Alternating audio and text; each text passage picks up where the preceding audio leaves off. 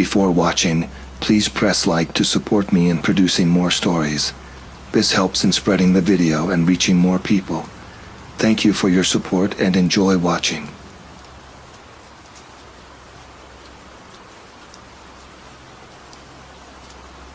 I was driving through the desert late one evening, heading back home after a long day of work. The sun was setting, casting those long shadows across the empty road. It was one of those stretches where you could drive for hours without seeing another car. My phone was out of service, and the only sound was the hum of my engine and the occasional gust of wind. As I rounded a bend, I saw a car parked on the side of the road. At first, I thought it might be a mirage. The car was old, covered in dust, and the paint was chipped. It didn't look like it had been moved in a while. I pulled over, thinking someone might need help. It wasn't the best idea to stop out here, but I couldn't just drive by. I got out of my car and walked toward the abandoned vehicle. The driver's side door was slightly ajar, and the interior was in shambles. Papers and empty cans were scattered across the seats. I knocked on the window, but there was no response. I called out, "Hello? Is anyone here?" Just as I was about to get back in my car and leave, I heard a noise from behind me. I spun around, and that's when I saw him, a man emerging from the shadows. He looked rough, with unkempt hair and a disheveled appearance. His clothes were dirty, and his eyes were wild. I didn't know what to make of him. He came towards me quickly, and I could see something in his hand, glinting in the fading light. I instinctively took a step back, feeling my heart race. "Hey, I'm just trying to help," I said, trying to keep my voice steady. The man didn't say a word. Instead, he lunged at me, and that's when I saw it, a knife. I didn't have time to think. I spun around and ran back to my car, my legs feeling like they were moving in slow motion. I could hear his footsteps behind me, getting closer. I fumbled with my keys, trying to get the door open. My hands were shaking so badly that I almost dropped them. I finally got the door open and jumped inside, slamming it shut behind me. I locked the doors and started the engine, my heart pounding in my chest. I glanced in the rearview mirror and saw the man running toward my car, his face twisted in anger. He was close, but I managed to pull away just in time. I sped down the road, not daring to look back. The desert was a blur of dark shapes and shadows. The rest of the drive was a blur of adrenaline. I kept checking the mirrors, half expecting to see headlights chasing me. I drove as fast as I could, not stopping until I reached the nearest town. When I finally got there, I pulled into a gas station and took a deep breath, trying to calm my racing heart. I called the police and reported the incident. They said they'd send someone to check it out, but by the time they got there, I knew the man would be long gone. I didn't get much sleep that night, and I couldn't shake the feeling that I had narrowly escaped something terrible. I haven't stopped to help anyone on the side of the road since then. It's a lesson I won't forget. The desert can be a lonely, unforgiving place, and sometimes it's better to keep driving.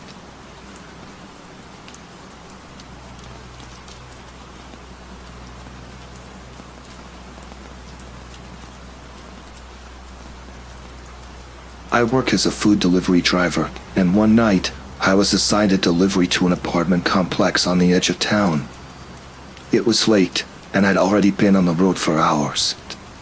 The complex was one of those older buildings with dim lighting and long, shadowy hallways.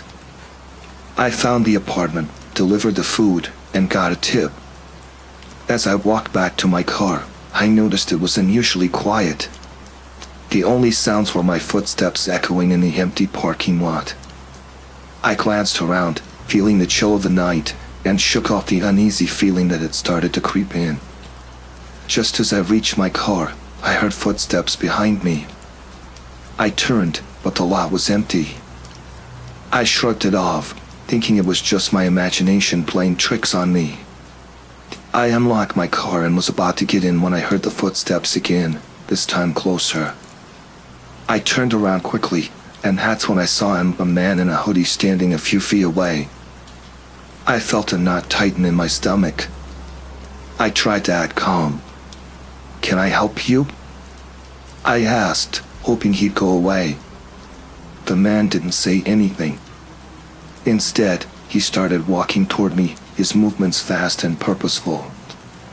I backed up instinctively, my hand still on my car door. As I reached for my phone to call for help, the man reached out and grabbed the handle of my car. I tried to yank it away, but he was stronger and seemed determined. Panic surged through me. I slammed my foot down on the gas pedal, but he wasn't letting go. I could feel the door straining against his grip. I shouted, "Let go!" "I'll call the police," but he only tightened his hold. I managed to pull the car door shut, locking it with a quick twist of the key. I could see him through the window now, his face a mask of frustration and anger. He pounded on the glass with his fist, and I was terrified he might break through. I grabbed my phone and dialed 911. My hands were shaking so badly I could barely hold the phone. I gave the dispatcher the address and described the situation as best as I could, my voice trembling. The man, seeing me on the phone, seemed to realize that the police were on their way. He let go of the car handle and stepped back, still staring at me with that unsettling glare. He turned and walked away, disappearing into the darkness of the parking lot. I stayed in my car, my heart racing, until the police arrived. They checked the area but didn't find him. They took my statement and assured me they'd keep an eye on the complex. I was a mess by the time I drove away. My hands were still shaky, and I couldn't stop replaying the encounter in my head. I finished my shift, but I was on edge the entire time, constantly checking my rearview mirror. I've made a habit of being extra cautious since that night. I no longer make deliveries to that part of town alone and always keep my car doors locked. The whole experience made me realize how quickly things can go wrong, even in a job that seems so routine.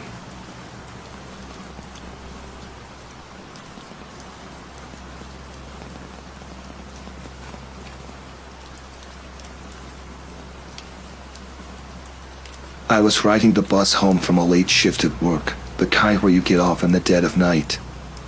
The streets were empty, and the bus was mostly deserted, except for a few scattered passengers. I was tired and ready to get home, so I just kept my head down and stared at my phone, hoping the ride would pass quickly. That's when I noticed him. He was sitting across the aisle, a few rows back, and kept glancing over at me. At first, I thought I was just being paranoid, but his staring was intense, and it was starting to make me uneasy. I looked up once, and he quickly looked away, but I could still feel his eyes on me. When the bus made its final stop and I got off, he followed me.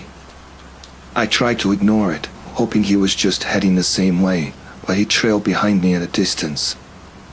I quickened my pace, and so did he.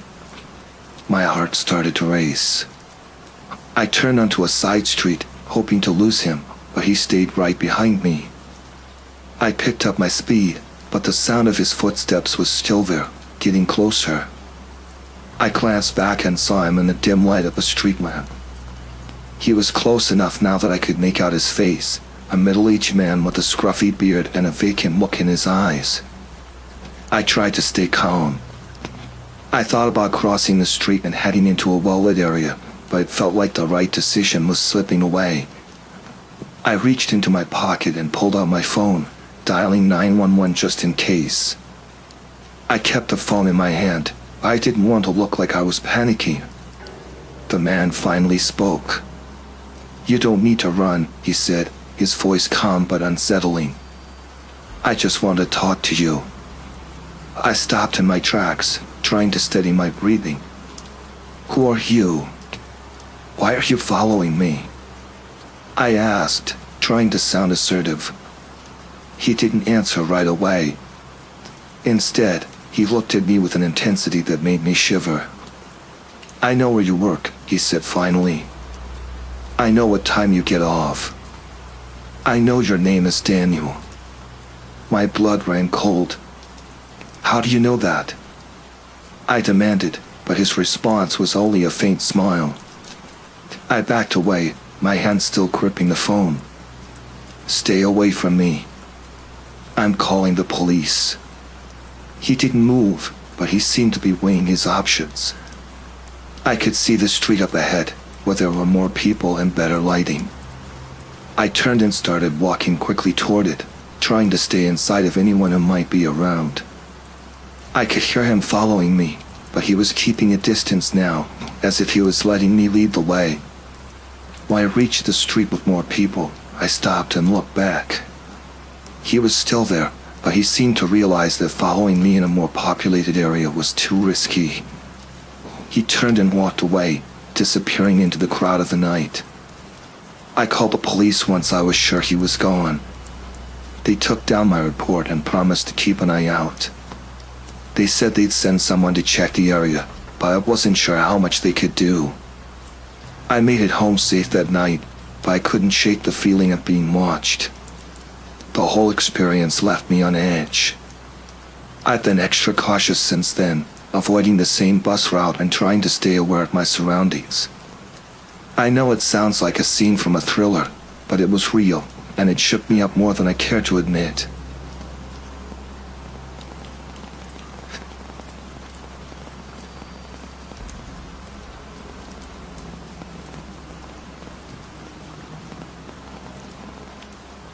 It all started about a month ago.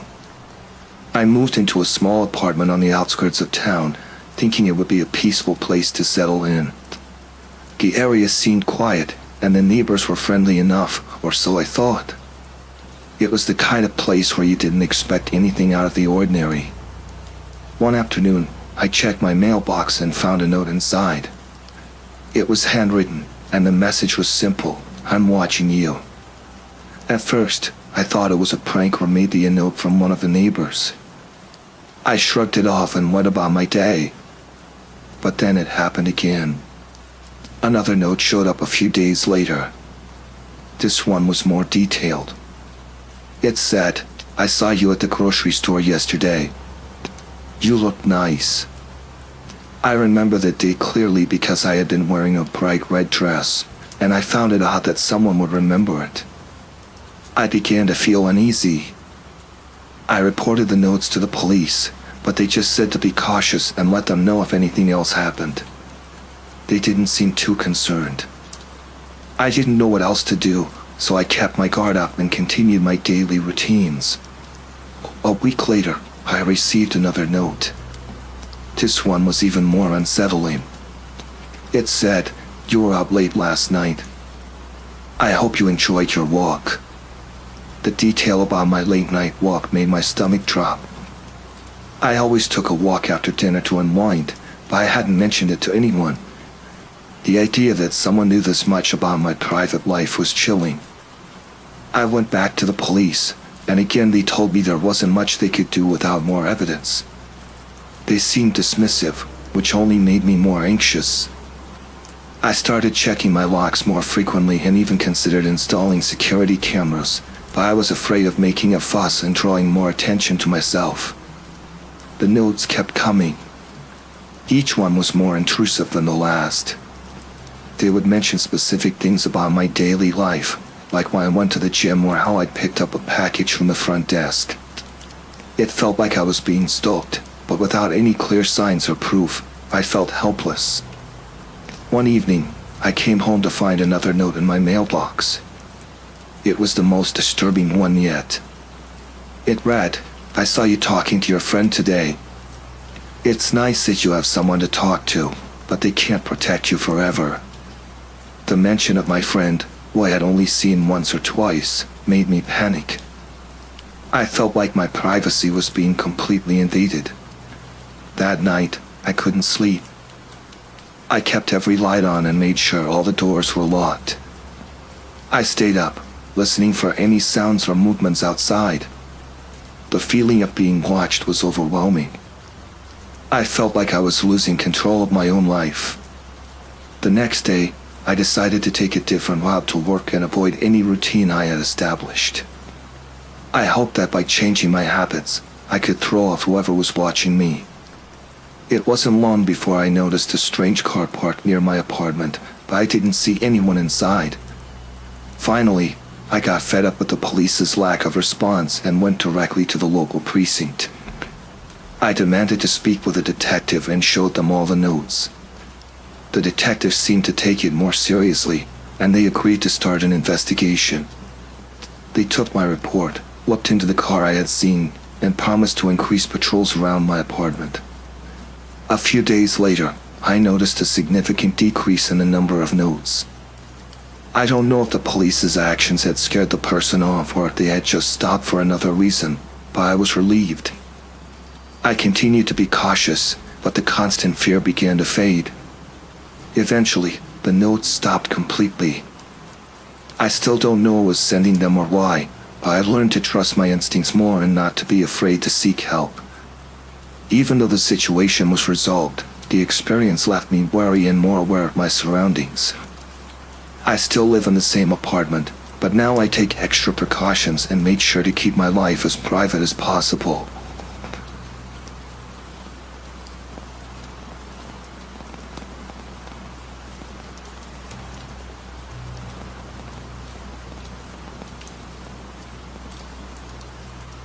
A few months ago, I needed to clear out my storage unit. I had been putting it off for a while because life got busy, but I finally decided it was time to sort through everything. The storage facility is in a pretty remote part of town, away from any real foot traffic. The place seemed quiet and I hadn't had any issues before. It was a Saturday morning when I went to the facility. I had a few boxes and a couple of old furniture pieces that I wanted to get rid of. When I arrived, the place was empty. I used my key and code to get into the storage unit area, and I drove up to my assigned unit. I had rented this unit a few years ago, so the routine was familiar. I opened the door to my unit and started moving things around. It was a small space, just big enough for a few pieces of furniture and some boxes. I was alone, and the only sound was the occasional rustle of boxes as I shifted them around. I was making good progress when I heard a faint noise from outside. It sounded like a door closing, but I didn't think much of it. After a while, I took a break and sat on a box, checking my phone for a moment. Then, I heard something that made my blood run cold. The sound of a lock clicking shut. I looked up and noticed the light outside the unit had dimmed. That was when I realized the door to my unit was locked from the outside. I immediately went to the door and tried to open it, but it wouldn't budge. I banged on it and shouted, but there was no response. My heart started pounding. I had no idea who could be doing this or why. I tried to use my phone to call for help, but there was no signal in the storage unit. Panic started to set in. I could feel the sweat forming on my forehead. I looked around for anything that could help me get out, but the unit was small and cramped. There were no tools or anything useful that I could see. Then I heard a soft, eerie laugh from outside. It was low, almost as if it was trying to stay hidden. I froze and listened. The laughter stopped, but I could hear faint footsteps moving away from my unit. My breathing became shallow. I felt like I was being toyed with. I tried calling out again, hoping someone might hear me, but it felt pointless. I knew I had to stay calm and think. I checked the door again, trying to force it open, but it was no use. I pounded on the metal door with my fists, hoping that someone might hear me from outside. The metal echoed my desperate hits. As time passed, I started to hear more noises. The footsteps were back, and I could hear muffled voices talking, though I couldn't make out what they were saying. I felt trapped and isolated. The air in the unit seemed to get warmer, and it became harder to breathe. I noticed a small vent in the top corner of the door. It was too small for anyone to get through, but I managed to see a small portion of the hallway outside. I saw shadows moving, and I realized that there were more people out there. My mind raced, trying to figure out what their intentions were.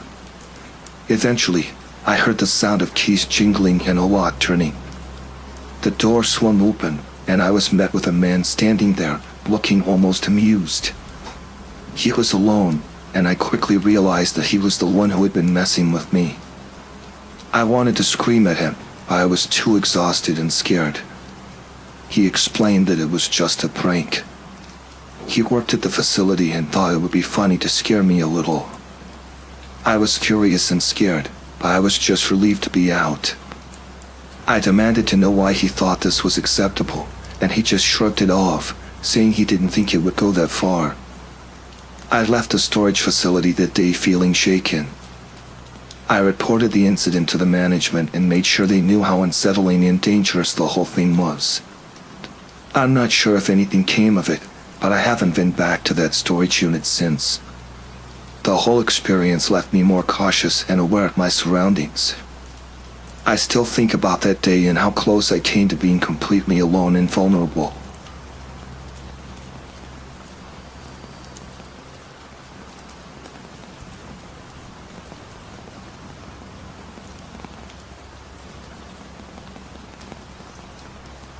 Last month, I had a terrifying experience that still sends shivers down my spine whenever I think about it.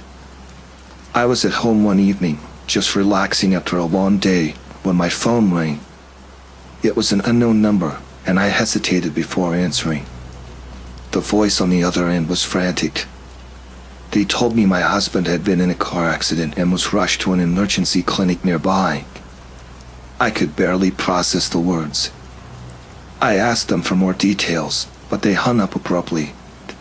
My heart was racing as I threw on some clothes and rushed out the door. I drove to the clinic as fast as I could, my mind filled with worry. When I arrived, I ran to the reception desk, breathless and panicked. I told the nurse who was behind the counter about the call and that my husband had been brought in. The nurse looked at me with confusion and then began typing on her computer. After what felt like an eternity, she turned to me and said there was no record of anyone by my husband's name being admitted. I was shocked and demanded to see a doctor or anyone who could help me figure out where my husband was. The nurse tried to calm me down, but I felt a growing sense of dread. While I was standing there, trying to make sense of it all, a man approached me. He was middle-aged, wearing a worn-out jacket, and had a rough look about him. He said he had overheard my situation and offered to give me a ride. His demeanor was oddly calm, but there was something unsettling about his offer. I was desperate and just wanted to find my husband, so I considered the man's offer. However, something about him made me uneasy. I asked him if he knew anything about the accident or if he could help me in another way, but he just repeated his offer to drive me home. He didn't provide any more information or show any concern for the situation. I felt trapped between needing help and not wanting to accept an offer from a stranger. I tried to reach out to friends and family, hoping someone would be able to come and pick me up or help me find out what had happened. Meanwhile, the man stood outside, patiently waiting. I decided I had to be cautious. I told him I was waiting for someone I had called and that I would be fine. He seemed to get frustrated but didn't push too hard. He gave me a strange look and walked away, but not before making a point to tell me that he would be around if I changed my mind. Eventually, my friend arrived and took me home. The whole experience left me feeling uneasy, and I couldn't shake the fear of what might have happened if I had accepted that man's offer. The next day, I managed to get in touch with local authorities and checked other hospitals. After a lot of searching, it turned out that the call I had received was a mistake or perhaps a cruel prank. My husband was perfectly fine and had been at home the whole time. I still don't know who that man was or why he was there.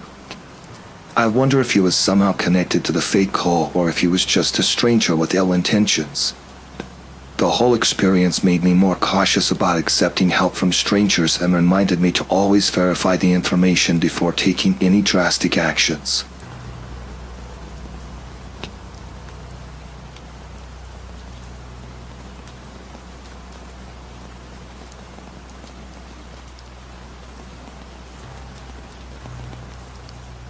I had an unsettling experience last week that I can't shake from my mind. I was driving home from a late night shift, and my gas tank was running on empty. I was on this isolated stretch of highway and hadn't seen a gas station for miles. Finally, I spotted one in the distance, its lights barely flickering. I was relieved to have found a place to fill up. When I pulled in, I noticed the station was closed. The pumps were still operational, though, so I figured I could just fill up and be on my way. As I got out of my car, I saw a few guys hanging around near the building. They looked like they might be workers or maybe just loiterers. They were all standing close together, and their presence made me a bit uneasy, but I didn't think too much of it. I started pumping gas, trying to ignore the group. They were talking amongst themselves and occasionally glancing over at me. I kept my eyes on the pump, hoping they would just leave me alone. Then, one of them, a man in a worn-out jacket, approached me. He asked if I had any cash on me, saying that the station was closed and they weren't supposed to let people fill up. I told him I had a credit card and that I would be finished in a few minutes. He just nodded and walked away. A few minutes later, as I was about to finish up, the same guy came back, this time with the rest of the group following him. They started asking more questions. They wanted to know where I was headed, why I was out there so late, and if I had been drinking. I was starting to feel really uncomfortable. I tried to stay calm and polite, but I could sense that something was off. One of the men stood next to my car door and wouldn't let me open it. Another was leaning against the driver's side, and a third had positioned himself by the back of the car. I felt trapped. They were asking questions, but the way they were acting made me think they had no real intention of letting me leave easily. Their questions were getting more aggressive, and they started talking among themselves, occasionally glancing at me and then back at each other. I decided I needed to get out of there fast. I told them I had to go and tried to move towards my car door. That's when one of them, the one who had first approached me, raised his voice and said I wasn't going anywhere until they had checked my car. Panic set in. I could feel my heart racing. I knew I had to do something. I took a deep breath and tried to stay as calm as possible. I told them I would call the police if they didn't let me go. At that point, the group seemed to hesitate. One of them muttered something about it being too risky. They looked at each other, and the tension was palpable. Finally, one of them stepped aside and told me I could leave, but warned me not to come back.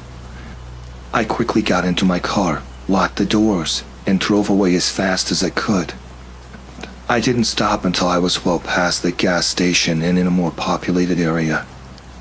I reported the incident to the police when I got home, but they said there wasn't much they could do since I didn't have any concrete evidence or description of the men. I haven't driven that way since, and I make sure to check gas stations are open before stopping. It was a terrifying reminder of how quickly things can go wrong and how important it is to trust your instincts. I still feel uneasy every time I drive late at night and pass any gas station, always checking to make sure it's safe before I stop.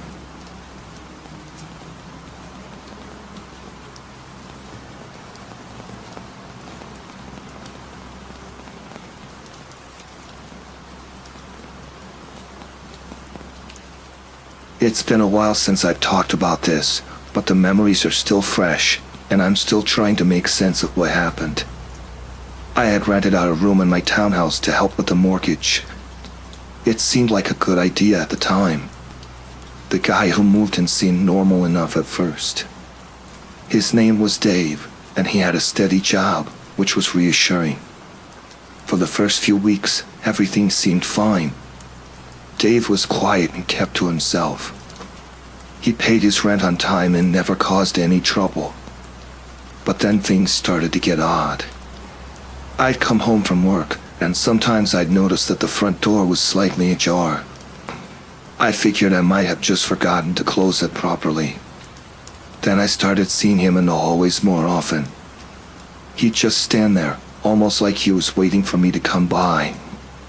When I asked him about it, He'd just say he was doing a bit of cleaning or organizing. I tried to let it slide, but my gut was telling me something wasn't right. I'd sometimes hear noises at night, like someone was moving around or dragging something heavy across the floor. When I'd ask Dave, he'd always have a reasonable explanation, but I couldn't shake the feeling that he was lying.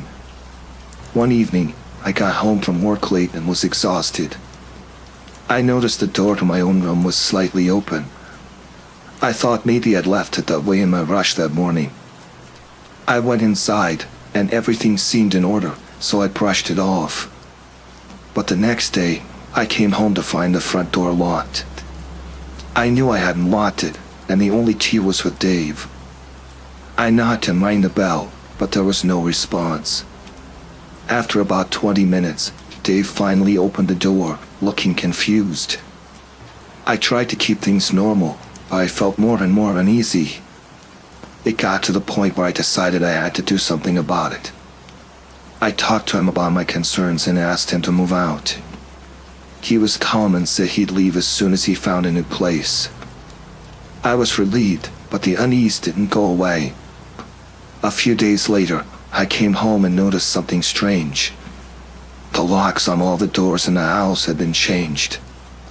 I was locked out of my own room. I tried calling Dave, but his phone went straight to voicemail. I felt a wave of panic. I couldn't get into any of the rooms, and I didn't know where Dave was. I went outside and tried to get into the house through the windows, but he had them locked up tight. I decided to call a locksmith to get into my own room. It felt so violating to have to do that. While I was waiting, I saw Dave's car in the driveway. I knew he was still around. When the locksmith finally got the door open, I went straight to Dave's room. It was empty, and his stuff was gone. I called the police to report the situation. They said they couldn't do much since Dave had been a tenant and technically had the right to change the locks. They advised me to get a restraining order if he showed up again. I ended up changing all the locks in the house myself and installed some extra security measures to make sure it wouldn't happen again. I still don't know what exactly Dave's intentions were or why he acted the way he did.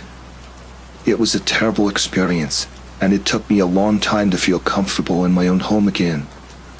I've learned to be much more cautious about who I let into my life and my space.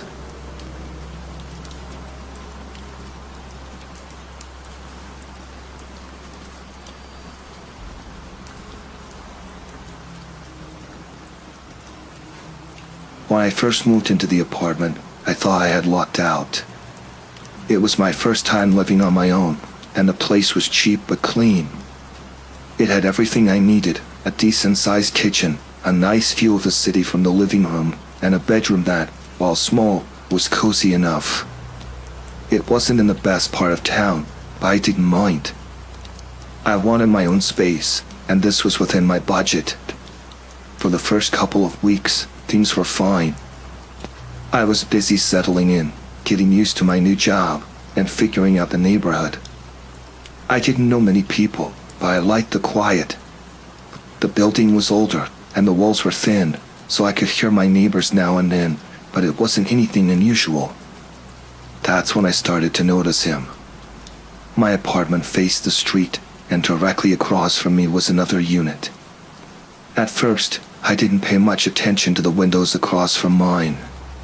The blinds were always drawn, and there was no sign of anyone living there. But one night, I came home late from work, and as I was getting ready for bed, I saw a figure standing by the window. He was just standing there, staring out at nothing. I couldn't see much of his face because the room behind him was dark, but I could tell it was a man. Something about the way he stood there, completely still, made me feel uneasy. I brushed it off as nothing. Maybe he was just someone who liked to look out the window at night. The next morning, I glanced over at the window again as I was making coffee, and he was still there. He hadn't moved. He was just standing there, staring out again, like a statue. I tried not to think about it too much. People have weird habits, right? Maybe he worked odd hours and just liked standing there. It wasn't until the third or fourth night that it really started to get to me. Every night, without fail, he was there. Always in the same spot, always staring out.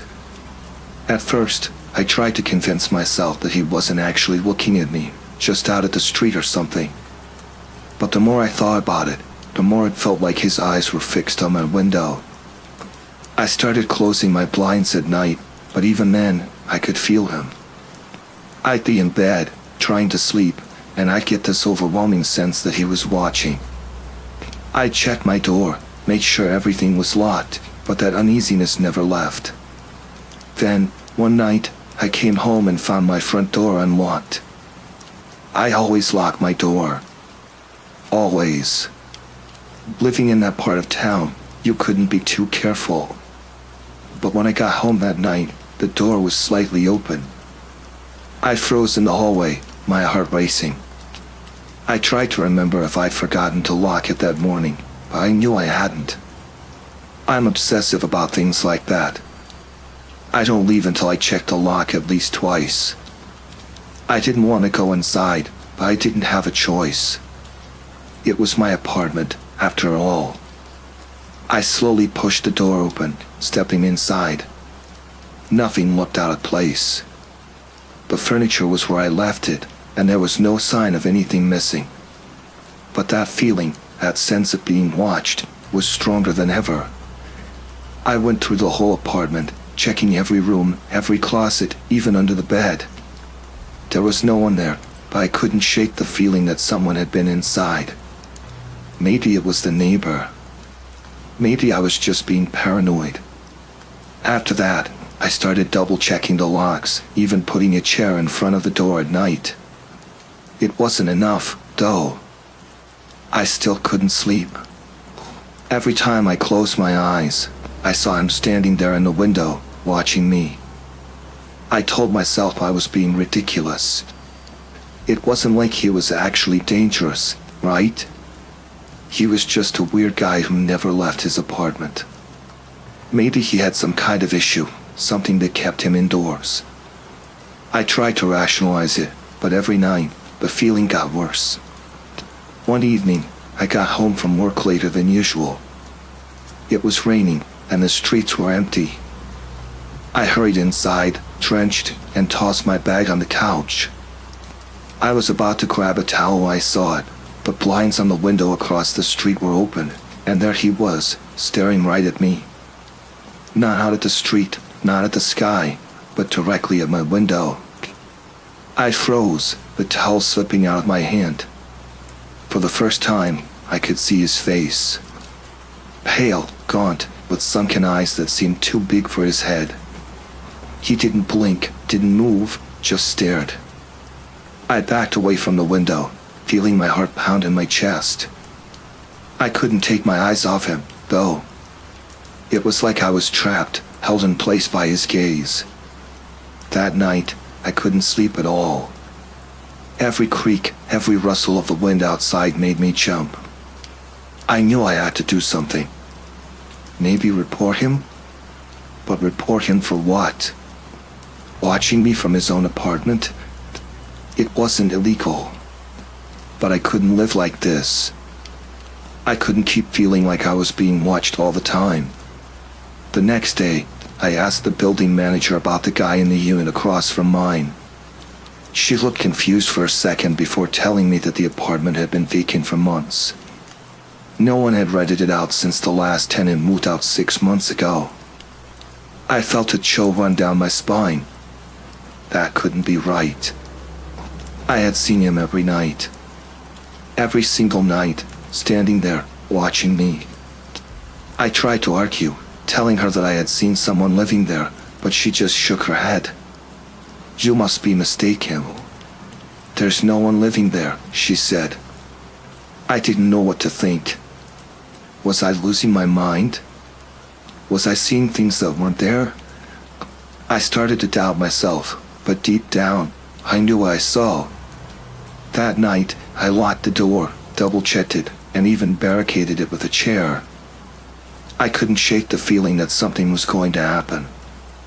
I lay in bed, wide awake, staring at the ceiling, waiting for... I didn't know what. Around 2 a.m., I heard it. The sound of footsteps, soft but deliberate, right outside my door. I held my breath, my heart racing. The footsteps stopped, and for a moment, everything was silent. Then, I heard the doorknob jiggle. I shot out of bed, grabbing my phone, ready to call the police. The door didn't open, though. Whoever was out there gave up after a few seconds, and the footsteps retreated down the hallway. I didn't sleep at all that night. First thing in the morning, I packed up my things and left. I couldn't stay there anymore. I didn't care if I had to break the lease. I wasn't going to spend another night in that apartment.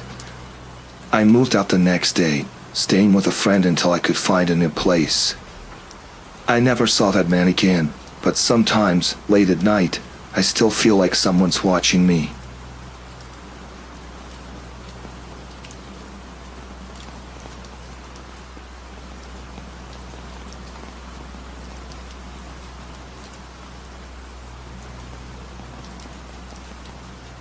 I've been a long-haul truck driver for almost 5 years now. It's a tough job, but I like the freedom of the road. You get used to being alone, and most of the time, that's fine with me. You stop at truck stops, grab food, maybe chat with another driver if they seem friendly, then get back on the road. You learn to keep to yourself, especially at the more rundown places. This happened a few months ago, late one night, somewhere in the middle of nowhere. I'd been driving for hours, making my way across a stretch of highway that didn't have much of anything, just fields, occasional gas stations, and a whole lot of darkness. It was around 2 a.m., and I was starting to get tired, so I figured I'd pull over at the next truck stop to rest for a bit, maybe grab a cup of coffee. I saw the sign for a stop a few miles up and took the exit. It was one of those small, isolated places, just a single gas station with a few pumps, a convenience store, and a couple of trucks parked out back. The kind of place you don't expect to see anyone unless they're on the road too. I pulled my rig into the lot and parked near the back, away from the few cars that were parked near the entrance. As I stepped out of the cab, I noticed something odd right away. It was quiet, too quiet. Normally, even in the middle of the night, there's some kind of noise. Maybe a truck idling, or someone talking, but here, there was nothing. Just the sound of the wind and my boots crunching on the gravel as I walked toward the store. I didn't think much of it at first, just figured it was late, and everyone was probably asleep. The lights inside the store were dim, and as I pushed open the door, a bell jingled overhead. There was a guy behind the counter, but he barely looked up when I came in. Just glanced at me, then went back to whatever he was doing on his phone. I grabbed a cup of coffee, paid for it, and headed back outside. That's when I saw them. 3 men, standing near the far end of the parking lot by an old beat-up pickup truck. They weren't talking, just standing there, staring in my direction. At first, I thought maybe they were waiting for someone or just hanging out, but the longer I stood there, the more I realized they were watching me. I felt a chill run down my spine, but I told myself I was being paranoid. It was late, and I was tired. Maybe they were just truckers, same as me, waiting to hit the road. I took a sip of my coffee and started walking back to my truck. As I got closer, I noticed something else. One of the men had moved. He was standing closer now, about halfway between their truck and mine, like he'd been walking in my direction but stopped when I noticed him. The other 2 stayed by the pickup, still watching. I didn't like the way they were looking at me. It wasn't the usual glance you get from people when they're curious or bored. This was different, intense, like they were sizing me up. I felt my heart start to race, but I tried to stay calm. I just needed to get back in my truck and lock the doors. I could be out of there in minutes if I kept my cool. But when I reached the door of my rig, I realized I'd left the driver's side door unlocked. I cursed under my breath, knowing I'd have to walk around to the other side to lock it from the inside. I didn't want to take my eyes off the men, but I had no choice. I circled around the truck as quickly as I could, and when I glanced back, the man who'd moved was even closer. He was walking toward me now, slow but deliberate. I yanked the passenger door open and scrambled inside, locking it behind me. My hands were shaking as I locked the driver's side door too. I sat there for a moment, trying to catch my breath, telling myself I was safe now that I was inside. But when I looked up, I saw that all three of them were standing right in front of my truck. They were just a few feet away, staring up at the cab like they were waiting for something. One of them, the tallest one, had a grin on his face, like he knew something I didn't.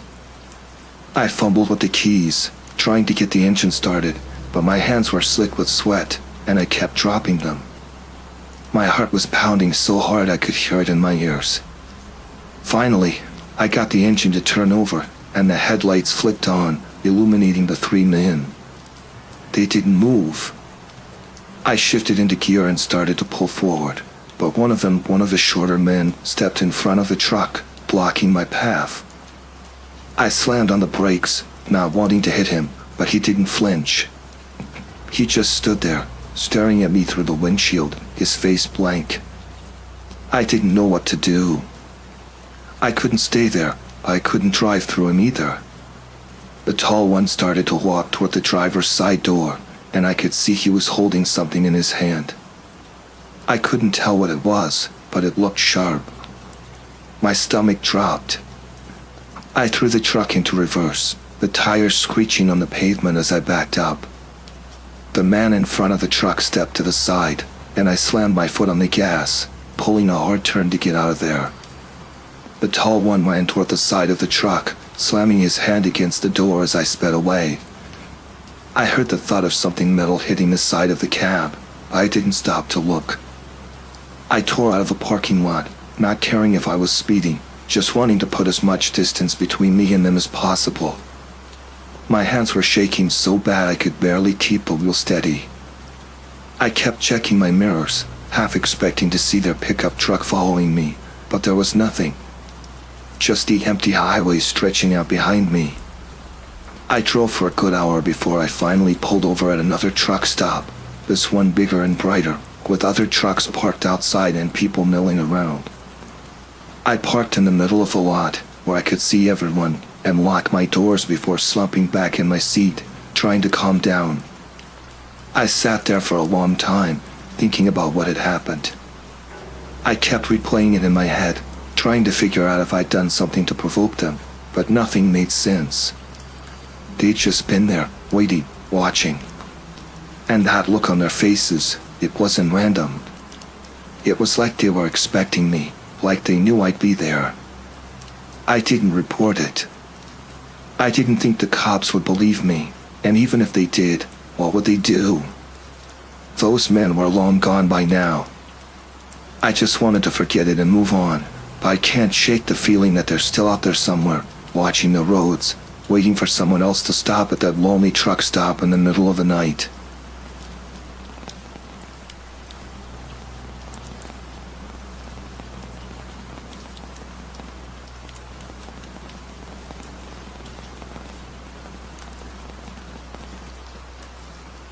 My car broke down in the middle of nowhere. It was an old sedan, so it wasn't exactly a surprise, but it was still frustrating.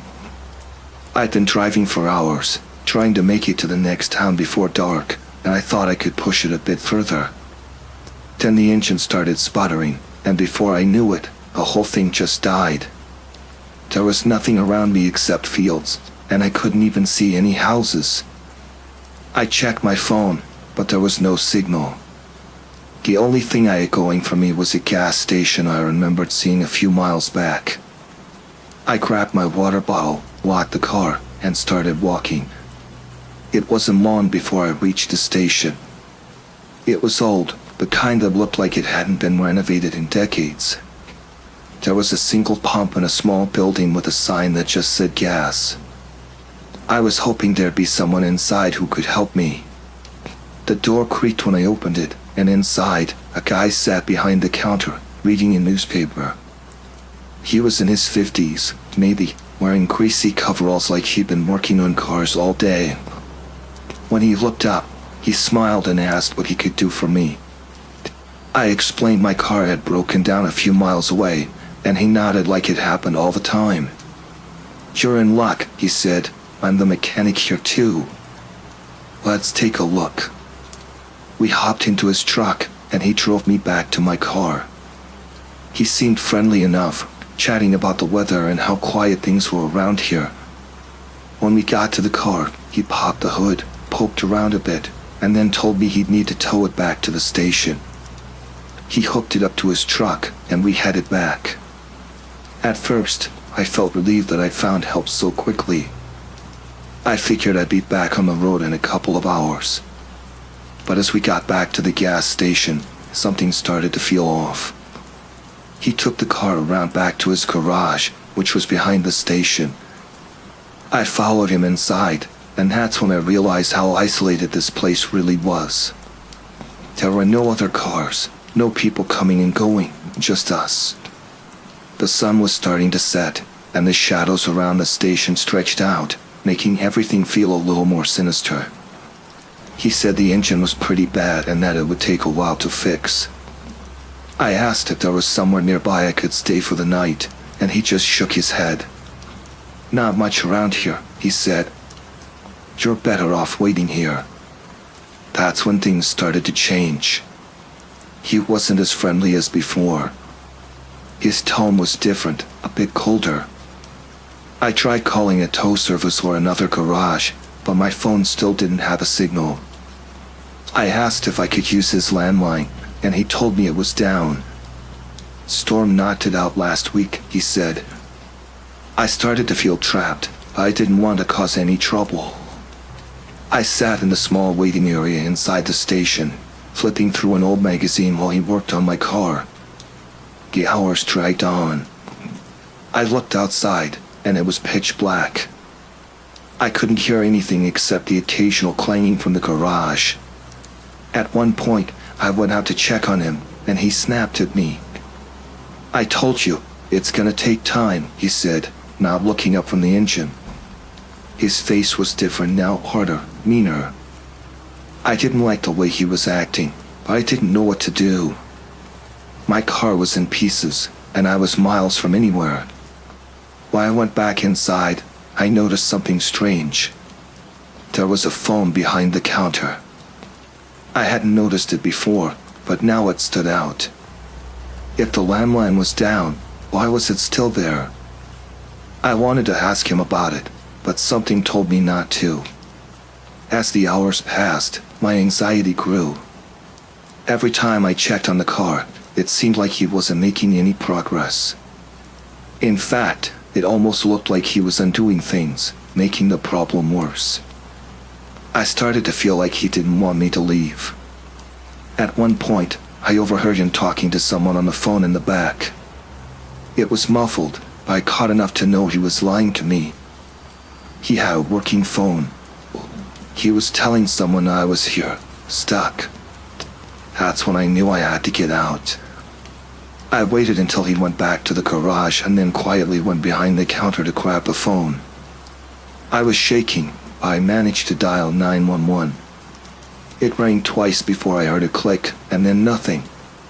Just silence. No operator, no sound. I hung up and tried again. Same thing. It was like someone was intercepting the call. I looked out the window and saw him standing there, staring at me through the glass. He wasn't smiling anymore. He just watched me for a few seconds, then went back into the garage. I was panicking now. I didn't know who he was talking to, but it didn't feel right. I started looking for something I could use as a weapon, just in case. The only thing I found was a rusty tire iron near the front door. I sat there, clutching the tire iron, waiting. Every noise made me jump. The ticking of the old clock on the wall, the wind outside, it all felt too loud, too close. I didn't want to confront him, but I knew I couldn't stay there much longer. My only hope was that someone would come by the station and help. Hours passed, and no one came. It was well into the night when he finally came back inside. His hands were greasy, and his face was set in that same hard expression. "Car's gonna need a part one don't have," he said. "You're stuck here until I can get it." I knew he was lying. I could feel it in my gut. But I didn't say anything. I just nodded and told him I'd wait. He stared at me for a long time before walking out the door again. I watched as he disappeared into the darkness outside. That's when I made my move. I grabbed my bag and the tire iron and slipped out the back door. I didn't know where I was going, but I couldn't stay there. I ran into the night, through the fields behind the station, praying I wouldn't hear him coming after me. The darkness was suffocating. I couldn't see more than a few feet in front of me, but I kept going, my heart pounding in my chest.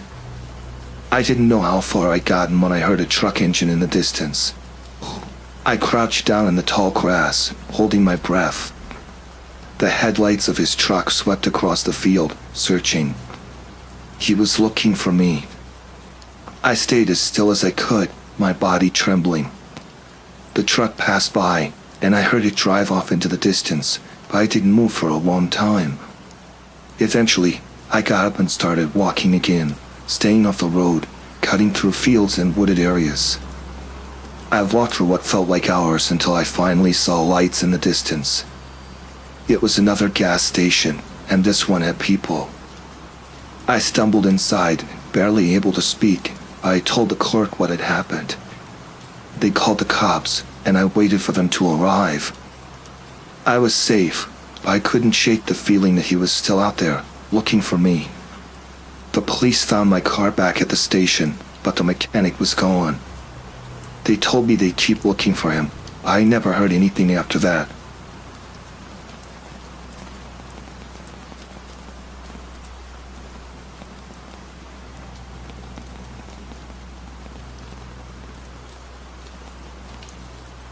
I don't know why I went digging. I should have left it alone, but something about the way people were acting on the island didn't sit right with me. It all started when I was on vacation, taking a few weeks off work to get away from everything. I chose a small island, a place that wasn't crowded with tourists. The idea was to relax, maybe spend some time exploring the beaches, hiking, just to get a break from my everyday life. The island was beautiful. It was remote, and there weren't a lot of people. The locals seemed friendly at first, though they kept to themselves. I noticed that right away. They didn't seem too interested in talking to visitors, just doing their work and keeping out of sight. I figured they were just used to their quiet life and didn't want tourists disrupting things. I'd been there for about 3 days when I heard about the missing group. A couple of tourists had gone out on a boat trip and never came back. I overheard it from a couple staying at the same guest house as me. They said they'd seen the group the day before, all excited about going out on the water. Now, nobody knew where they were. I didn't think much of it at first. Accidents happen, right? Maybe the boat broke down, or they got lost. But the way the locals reacted when people started asking questions, it was strange. No one seemed worried. Not the guest house owners, not the people working at the restaurants, no one. It was like they didn't care. The authorities weren't any better.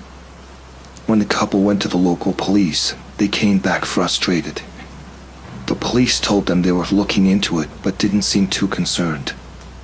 They said things like, people get lost out here all the time, but they'll turn up. They didn't even send out a search boat right away. That's when I started feeling like something was wrong. I mean, even if it's common for people to get lost, shouldn't they be doing more? I couldn't stop thinking about it. That night, after dinner, I took a walk down to the docks where the boat rentals were. The place was deserted, but I noticed a few of the boats were missing. I figured one of them must have been the one the tourists had taken. There were no signs of anyone around, no activity, nothing. I went back to my room. I couldn't sleep. My mind kept going over what I'd seen, the way everyone was acting. It felt like there was something they weren't telling us, something they knew that they didn't want us to know. The next morning, I decided to ask around a bit more, just to see if anyone else had heard anything. I didn't want to make a big deal out of it, but my curiosity got the better of me. I went into one of the little shops near the beach, a small place where they sold handmade souvenirs. The woman behind the counter barely looked at me when I asked if she'd heard about the missing tourists. She shrugged and said something like, "It happens." That was it. No concern, no questions. Just like that. It happens. I started walking around town, keeping my ears open, but no one was talking about it. It was like the whole thing had been swept under the rug, like they wanted to pretend it never happened. That afternoon, I went back to the docks again. This time, there was a man there, an older guy with a thick beard, working on one of the boats. I asked him if he knew anything about the missing group. He stopped what he was doing and looked at me for a long time before finally saying, "They're gone. Leave it alone." That's when the pit in my stomach started to grow. The way he said it, like it was a warning. He didn't offer any more information, just went back to his work. I stood there for a few minutes, trying to process what he'd said. They're gone. Leave it alone. I went back to my guest house and tried to convince myself that I was overthinking it, that maybe this sort of thing just happened out here. But then I overheard something later that night. One of the guests was talking to someone on the phone, and they mentioned other people who had gone missing on the island in the past. It wasn't just this group. There had been others, tourists mostly, who had disappeared and were never found. Now I was really starting to worry. I tried looking up information on my phone, but there wasn't much about the island. It wasn't a big tourist destination, so there weren't a lot of reports or news stories. But the few things I did find were unsettling. There were rumors online, people talking about how they'd heard of others going missing, how the island had a history of people vanishing without a trace. The next day, I decided to take a walk around the island, away from the main tourist spots. I figured maybe I'd find something, I don't know, some clue or at least get a better sense of the place. I walked for a few hours, following the dirt paths that led through the trees and along the coastline. It was quiet, too quiet. I didn't see anyone else out there, no hikers, no locals, nothing. After a while, I came across a small clearing near the edge of the island, where the trees opened up to a view of the water. That's where I found it, a pile of old, weathered belongings. Backpacks, shoes, clothes, all piled up in a heap. Some of the stuff looked like it had been there for a while, faded and torn, but some of it looked newer, like it hadn't been there long. I felt sick. These weren't just random things. They belonged to people. People who had gone missing. I looked around, half expecting someone to jump out at me, but there was no one. Just the sound of the wind and the waves in the distance. I didn't know what to do. My heart was racing, and I felt like I needed to get out of there. I started to back away when I heard something. Footsteps. I froze. They were coming from the trees behind me, slow and deliberate. I didn't wait to see who it was. I turned and ran, my feet pounding the ground as I pushed through the trees, branches scratching at my arms and face. I didn't stop until I was back at the main road. By the time I reached my guest house, I was out of breath, my clothes soaked with sweat. I went straight to my room, locked the door, and tried to calm myself down. But I couldn't shake the feeling that someone had been watching me, following me. And now they knew I'd seen the pile. That night, I didn't sleep. I kept hearing noises outside, footsteps, the sound of someone moving around. I kept telling myself it was just my imagination, that I was being paranoid. But deep down, I knew something was wrong. I wasn't safe here. The next morning, I packed my bags and left the guest house without telling anyone. I went straight to the ferry dock, but when I got there, the ferry wasn't running. They told me there was some kind of issue, that the next ferry wouldn't be for another 2 days. I didn't know what to do. I couldn't stay on the island, not after what I'd seen, but I didn't have a choice. I went to a different guest house, hoping that maybe I'd be safer there, that whoever had been watching me wouldn't know where I was. But that night, the noises started again. Footsteps outside my window, voices in the distance. I didn't dare look outside. I stayed in bed, clutching my phone, praying for the ferry to come. The next morning, I went down to the dock again. The ferry was there, thank God. I didn't waste any time. I bought my ticket and got on board, not looking back at the island. As the ferry pulled away, I felt a weight lift off my shoulders, but the feeling of unease didn't go away. I don't know what's happening on that island, but I know one thing for sure: people are disappearing, and the locals know more than they're letting on. I don't think they're involved, not directly, but they're hiding something. They don't want outsiders digging too deep, asking too many questions. I thought about going to the authorities, telling them what I saw, but I don't think it would do any good. No one would believe me. They'd say I was imagining things, that it was just a coincidence, that the island was perfectly safe. But I know the truth. Something is wrong on that island, and I'm just glad I got out when I did.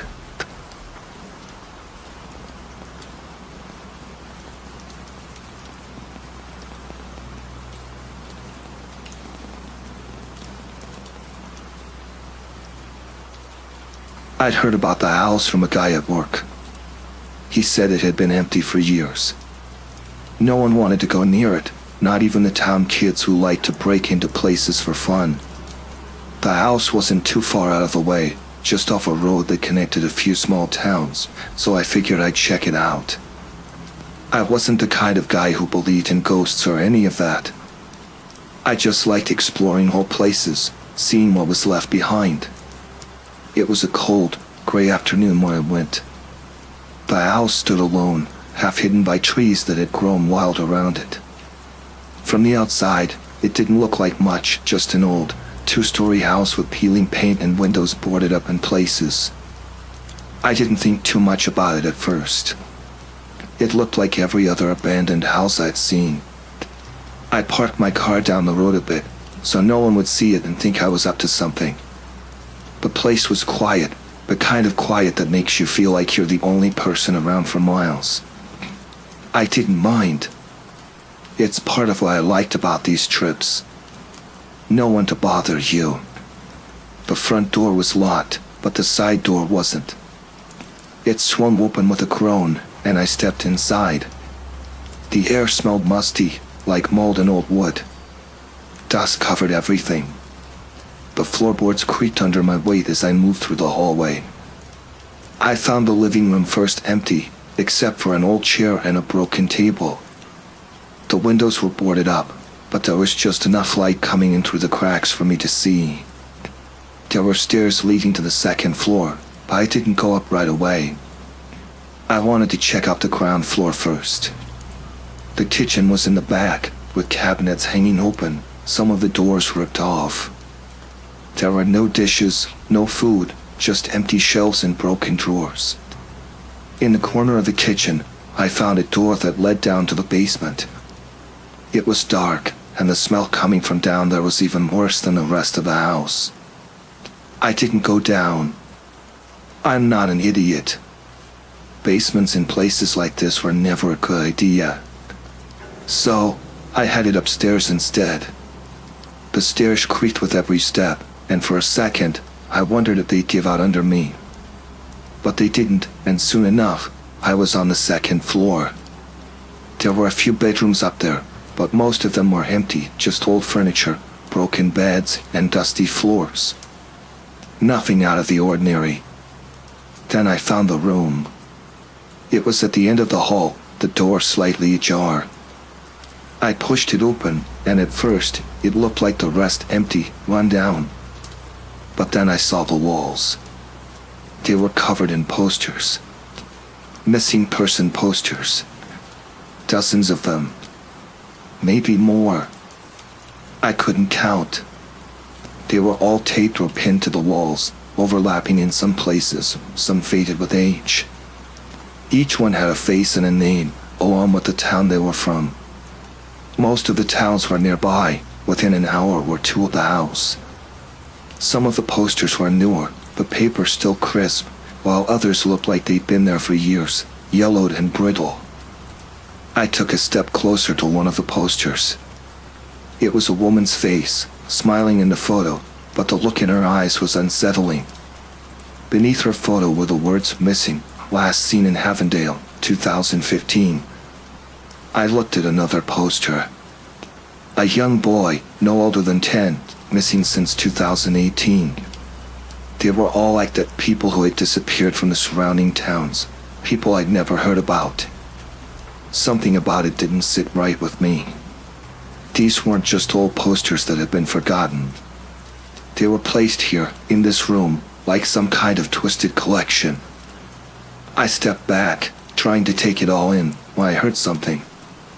A soft creak, like a footstep, coming from somewhere in the house. My heart skipped. I hadn't seen anyone when I came in, hadn't heard anything until now. I stood still, listening, but the sound didn't come again. I told myself it was just the house settling. Old houses like this made noise all the time. But something in the back of my mind told me I wasn't alone. I decided to leave. I didn't need to see any more. This wasn't just some abandoned house. Something was wrong here. I moved quickly, heading back down the stairs, but as I reached the front hallway, I saw it. The front door, the one I tried and found locked, was open. Not wide open, just a crack, but enough for me to know someone else had been inside. My chest tightened. I wasn't alone. Someone had been in the house with me the whole time. I headed for the side door, the one I'd come in through, but when I got there, it was shut tight. I tried the handle, but it wouldn't budge. Locked from the outside. My stomach dropped. Whoever was here, they'd locked me in. I backed away from the door, trying to stay calm, but my mind was racing. I didn't have a weapon, didn't have a way to defend myself. All I had was my phone, but when I pulled it out, there was no signal. Figures out here in the middle of nowhere. I went back to the living room, trying to think of a way out. The windows were all boarded up, and even if I could pry one open, it would take too long. I had the sinking feeling that whoever was out there was watching me, waiting for me to make a move. That's when I heard the footsteps again. This time, they were louder, coming from outside the house, circling around, slow and deliberate. They stopped right outside the front door. My heart was pounding so hard, I thought it might burst out of my chest. I didn't know what to do. I stood there, frozen, for what felt like hours, but was probably only a few minutes. Then the footsteps started up again, moving away from the door. I didn't wait to see where they were going. I bolted for the kitchen and tried the back door. Locked. Of course. I grabbed a chair and threw it at one of the boarded-up windows. The wood cracked, but didn't break. I hit it again, harder this time, and finally, the boards gave way. I climbed through the opening, scraping my hands on the splintered wood, and dropped down into the overgrown backyard. I didn't look back. I didn't want to know if someone was watching me from the house. I just ran. I ran through the yard, through the trees, not stopping until I reached the road where I'd parked my car. My legs were burning, and my breath came in ragged gasps, but I didn't care. I just needed to get out of there. When I reached my car, I fumbled with the keys, my hands shaking so badly I almost dropped them. But I managed to get the door open and started the engine. I drove out of there as fast as I could, not stopping until I was miles away, back on the main road. I don't know who was in that house or what they wanted, but I have a feeling they knew I'd seen the room, the posters.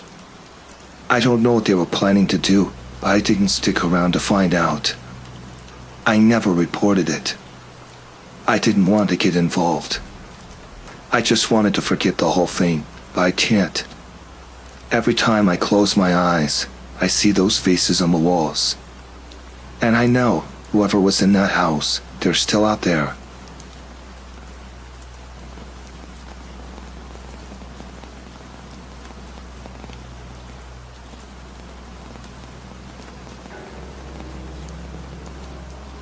I was on my way back from a work trip, just driving down this long stretch of highway, trying to stay awake.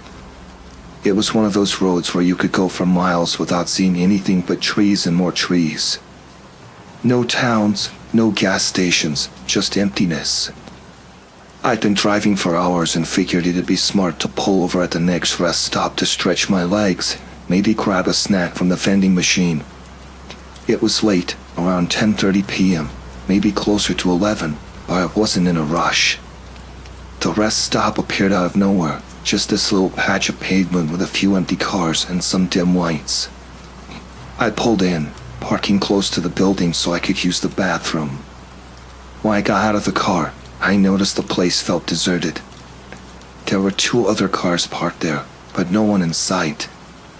The vending machines hummed quietly, and the street lights flickered like they hadn't been replaced in a while. I wasn't too concerned though, just focused on getting in and out. As I walked toward the building, I heard someone running behind me. My heart jumped, and I spun around. It was this young girl, maybe 14 or 15, sprinting toward me from the far side of the parking lot. She looked scared, no, terrified, her eyes wide, hair all messy like she'd been through something bad. "Help me. Please, you have to help me," she cried, her voice shaky. She grabbed my arm, clutching it tight like I was the only person who could save her. I froze for a second, trying to make sense of what was happening. "What's wrong? Are you hurt?" I asked, looking around, expecting someone else to show up, maybe a parent or another driver. "They're after me," she whispered, glancing over her shoulder. "I've been held for years. I escaped. Please, don't let them take me back." I didn't know what to say. My mind was racing. Held captive? For years? This didn't seem real. It sounded like something straight out of a movie, but the way she looked filthy, her clothes torn, and her face pale, she didn't seem like she was making it up. I glanced toward the parking lot, but there was no one around. Just the empty rest stop and the 2 parked cars that looked like they'd been there for hours. The girl tugged at my sleeve again, her grip tightening. "They'll come looking for me. You have to hide me. Please." I didn't know what to do. Part of me wanted to rush her to my car, lock the doors, and drive away, but I was still trying to process what was happening. Before I could even respond, a man appeared from behind one of the parked cars. He was walking fast toward us, his face calm, too calm. He didn't look panicked or angry, just focused. "Excuse me, miss," he called out as he got closer. "That's my daughter." The girl's grip tightened on my arm, her nails digging into my skin. "He's lying," she hissed through clenched teeth, her voice barely a whisper now. "Please, don't let him take me." The man was maybe in his late 40s, dressed in a flannel shirt and jeans, like he'd just come off a camping trip or something. His face was clean-shaven, and he smiled as he approached, but there was something off about him. Something that made the hairs on the back of my neck stand up. "I'm sorry if she's been bothering you," he said when he reached us, glancing down at the girl. "She's not well. She's been having some problems, mental health issues." We've been trying to get her help. The girl shook her head violently, stepping closer to me like I was her shield. He's not my dad, she muttered, her voice trembling. He's not. Please, don't believe him. I felt like I was caught between two sides of a story, and I had no idea who to trust. The man's face was calm, too calm, like he'd rehearsed this whole thing a million times before. But the girl, her fear, it felt real. Too real to ignore. I cleared my throat, trying to sound as confident as I could. Is there any way we can call someone? The police, maybe? Just to figure this out? The man's smile faded, just for a second, but it was long enough for me to catch it. That won't be necessary, he said, his voice steady. She's just upset. We'll be on our way now. He reached for the girl's arm, but she jerked away, her eyes filling with tears. Don't let him take me, she begged, her voice cracking. I'll die if you let him take me. I backed up a step, putting myself between them, my heart racing now. I think we should call the police, I said, my voice shaking despite trying to stay calm. Just to be sure. The man's expression changed then, like a mask slipping. His eyes narrowed, and the calm demeanor vanished. You don't need to get involved in this, he said, his voice harder now, almost threatening. It's a family matter. I looked at the girl again, her face pleading with me to believe her. My gut twisted, and I could feel the tension building, like something bad was about to happen. I fumbled for my phone, my hand shaking, trying to dial 911. Before I could hit the call button, the man took a step closer, his face inches from mine. Put the phone down, he said, his voice low and dangerous. This isn't what you think it is. I stood my ground, my thumb hovering over the screen. I'm calling the police, I said, louder this time, hoping someone would hear me, hoping someone would show up. If she's your daughter, they'll clear it up. The man's eyes flicked to the girl, then back to me. For a second, I thought he might try to grab the phone, but then he just smiled again. Oh, this cold, empty smile that sent chills down my spine. Do what you need to do, he said, stepping back. But I'll be here when they arrive. That threw me off. I didn't expect him to just back down. My thumb hovered over the phone screen, but before I could call, I heard the sound of tires crunching gravel. Another car pulling into the rest stop. A black van. The girl's face went pale when she saw it, her breath coming in short gasps. Please, she whispered, backing away. Please, don't let them take me. The van rolled to a stop, and the man stepped toward it, his whole demeanor shifting back to that calm, collected state. The side door of the van slid open, and two more men got out, both dressed casually but with the same unnerving calmness as the first guy. My heart was racing now, and I could feel the panic rising in my chest. I didn't know what to do. I had no idea what was going on, but everything in me screamed that this wasn't right. These men, they weren't just trying to help a girl with mental health issues. I hit the call button on my phone and held it to my ear. The man glanced at me, but he didn't stop me. He just smiled that cold, dead smile as the two other men walked toward us. 911, what's your emergency? Came the operator's voice on the other end.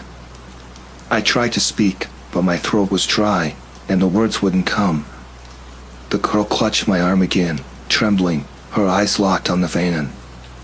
This is your last chance, the man said softly, his voice barely above a whisper. You don't want to be involved in this. But I was involved now. I had no choice. I'm at a rest stop, I finally managed to say, my voice shaky. There's a girl here. She says she's been kidnapped. There's a van. Before I could finish, the man turned and walked toward the van. The two other men followed him, and without another word, they got back inside. The door slid shut, and the van pulled away, disappearing into the darkness. I stood there, my heart pounding, the phone still pressed to my ear. The girl let out a shaky breath, her grip loosening on my arm. "They're gone," I whispered, barely able to believe it myself. But the girl didn't relax. She just shook her head, tears streaming down her face. "They'll come back," she said softly. "They always come back." I stayed with her until the police arrived.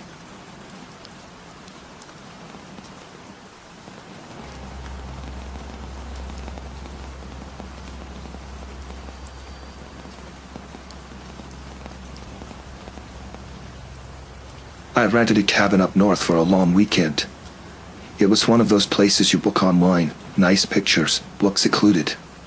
The ad said it was perfect for anyone wanting to get away from it all.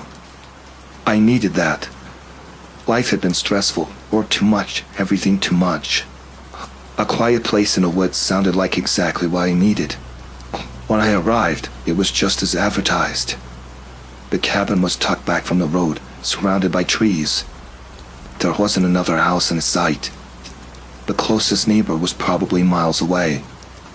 I unloaded my stuff, set up inside, and spent the first night just enjoying the quiet. No cars, no people, just the sound of the wind in the trees. I spent the next day hiking around, exploring the woods. There was a small lake nearby where I spent a couple of hours sitting by the water, not doing much of anything. I was feeling good, relaxed. But that afternoon, I noticed something I hadn't seen when I first arrived, a shed, not far from the cabin, tucked behind some trees. It was locked. The lock was heavy, rusted. I thought it was strange that the rental description hadn't mentioned it. It was the only thing on the property besides the cabin itself, and it looked old, like it had been there a long time. I couldn't stop thinking about it. There was something about that shed that bothered me. I told myself it was probably just for storage tools, maybe gardening supplies, but I couldn't shake the feeling that something was off. By the second day, my curiosity got the best of me. I went out to the shed again and inspected the lock. It didn't look very secure, just old and rusted, like it hadn't been touched in years. I don't know what came over me, but I decided to break it open. I figured I'd come this far. It wasn't like anyone would notice. I found a crowbar in the cabin and went back out to the shed. It didn't take much effort. The lock broke with a snap, and the door creaked open. Inside, it was dark. The light from the afternoon barely reached in, so I took out my phone and used the flashlight to look around. It smelled damp, like mold. Dust hung in the air, and I could see old wooden shelves lining the walls, stacked with random items, tools, cans of paint, a few old crates. But then, in the corner, something caught my eye. There was a small table with something on it, something that looked out of place. I walked closer, the beam of my phone's light shaking in my hand. On the table were a few personal belongings, an old watch, a set of keys, a wallet. Next to them was a stack of Polaroid photos, faded and yellowed with age. I picked up the wallet first, opening it slowly. Inside, there was a driver's license. The name wasn't familiar, but the date of birth stood out. The license had expired over a decade ago. I looked at the keys next, house keys, maybe, with a little keychain shaped like a dog. They didn't mean anything to me, but the photos. I started flipping through them. They were all people, different people, some smiling, some looking away from the camera. The first few photos didn't seem strange. They looked like vacation shots, like people who had rented the cabin before. But as I kept going through them, the pictures became off. The people in the photos weren't smiling anymore. Some looked scared, like they didn't want their picture taken. The backgrounds were all the same, the cabin, the woods, the lake. In one of the last photos, I recognized the cabin's porch, the same place I had been sitting just that morning. The person in the picture was standing in the exact spot where I had been, staring straight at the camera, eyes wide with fear. I dropped the photos and stepped back, my heart pounding. What the hell was this? Why were these things locked in a shed on this property? Who were these people? I backed out of the shed, leaving the door open behind me. My mind was racing. I thought about calling the police, but what would I even say? I found some old photos in a shed? It didn't make sense. Maybe they were just left there by the previous owner, I told myself. Maybe it wasn't as weird as it seemed. But deep down, I knew that wasn't true. That night, I couldn't sleep. Every time I closed my eyes, I saw those photos, the fear in the faces of the people. I kept thinking about the last picture, the one on the porch. It felt like someone had been watching them, just like someone might be watching me. I got up several times during the night, pacing around the cabin, checking the windows. Everything was dark outside. The trees cast long shadows across the yard, and the only sound was the wind rustling the leaves. I kept telling myself that it was fine, that I was overreacting. But I couldn't shake the feeling that something was wrong, that someone had been here and might still be here. The next morning, I decided to leave. I didn't care that I still had a day left on the rental. I packed my things quickly, avoiding the shed as I loaded the car. I wanted to put as much distance between me and that place as possible. Just as I was about to get in the car, I noticed something on the porch. I froze. It was a Polaroid photo, sitting on the wooden steps, face down.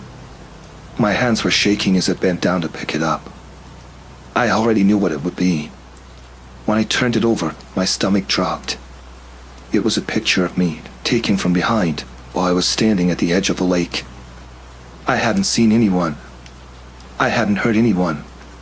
But someone had been watching me. I threw the photo down, jumped in the car, and sped out of there. My heart didn't stop racing until I was miles away from the cabin, back on the highway, heading home. I couldn't stop thinking about it, who had taken that photo, and why had they left it for me to find. When I got home, I called the rental company, told them everything. They didn't seem to care. They said they'd look into it, but I never heard back from them. I didn't push it. I didn't want to know more. I tried to forget about it, to move on, but I couldn't. Every time I close my eyes, I see that last photo. I wonder who those people were and what happened to them after their pictures were taken. And sometimes, while I'm alone, I get the feeling that someone is still watching me.